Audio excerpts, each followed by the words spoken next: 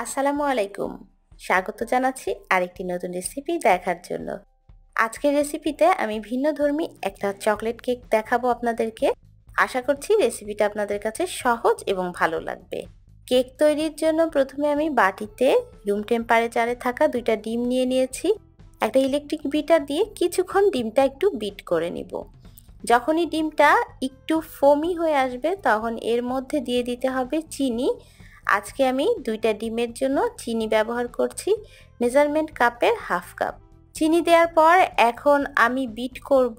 Bit করতে করতে যখন দেখবেন যে ডিমটা একদম ফোমি হয়ে গেছে আর চিনিটা সম্পূর্ণ গলে গেছে তখন বিট করা বন্ধ করতে হবে।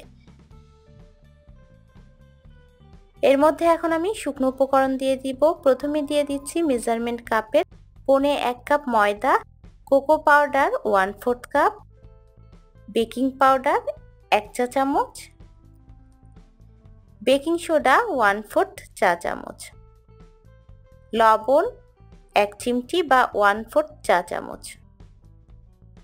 এখন শুকনো উপকরণগুলো ভালো মতো চেলে নিতে হবে। চেলে নেওয়ার পর এখন শুকনো উপকরণগুলো ডিমের সঙ্গে ভালো মতো মিশিয়ে নিতে হবে। মেশানোর পর এখন ভ্যানিলা এসেন্স দিলাম 1 চা চামচ। আর এখানে আমি 50 গ্রাম বাটার নিয়েছি।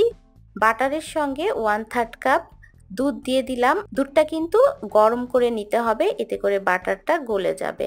আর এই দুধটা একটু ঘন নেওয়ার চেষ্টা করবেন, এতে করে কেকের স্বাদটা অনেক বেশি ভালো হবে। এখন এই দুধ আর বাটারটা আমি এই মিশ্রণের সঙ্গে ভালো মতো মিশিয়ে নিচ্ছি। মেশানো হয়ে গেছে, কেকের ব্যাটারটা সম্পূর্ণ এখন রেডি। আমি এখন একটা মোল্ডে এই ব্যাটারটা ঢেলে নিব। আর মোল্ডের মধ্যে অবশ্যই একটা পেপার সেট করে নেবেন। সম্পূর্ণ ব্যাটারটা দেয়া হয়ে গেছে। এখন এটা আমি 170 ডিগ্রি প্রিহিটেড ওভেনে 35 থেকে 40 মিনিটের জন্য বেক করতে দিব। আর বেক করা হয়ে গেছে, কেকটা আমি নামিয়ে নিয়েছি। কেক ঠান্ডা হওয়ার পর কেকের কাগজটা তুলে নিতে হবে। এখন এই কেকটা আপনারা এভাবেই সরাসরি পরিবেশন করতে পারেন, তবে আমি কেকের উপরের অংশটা কেটে দিলাম। এখানে আমি 50 গ্রাম মিল্ক চকলেট নিয়েছি। এই চকলেটের সঙ্গে গরম দুধ 1 টেবিল চামচ আমি মিশিয়ে চকলেটটা গলিয়ে নিয়েছি। এর মধ্যে আমি কাজু বাদাম দিলাম। কাজু বাদামগুলো আমি ছোট টুকরা করে কেটে নিয়ে এটাকে হালকা একটু ভেজে নিয়েছি।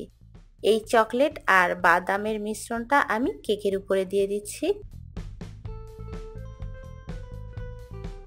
দেওয়ার পর এটাকে 15 থেকে 20 মিনিটের জন্য একটু রাখতে হবে। রাখার পর দেখা যাবে যে চকলেট আর বাদামটা সেট হয়ে গেছে। সেট হওয়ার পর কেকটা আমি পিস করে নিচ্ছি। এই কেকটা কিন্তু চাইলে আপনারা চুলাতেও বেক করতে পারেন। কেকটা কিন্তু অনেক সফট হয়েছে। বাদাম আর চকলেটের সাথে খেতেও কিন্তু অসম্ভব মজার। তাই বাসাতে অবশ্যই একদিন ট্রাই করবেন। আমার বিশ্বাস আপনাদের কাছেও এই কেকটা অনেক ভালো লাগবে। আজকের মতো এখানেই বিদায় নিচ্ছি। সবাই ভালো থাকবেন, সুস্থ থাকবেন। আল্লাহ হাফেজ।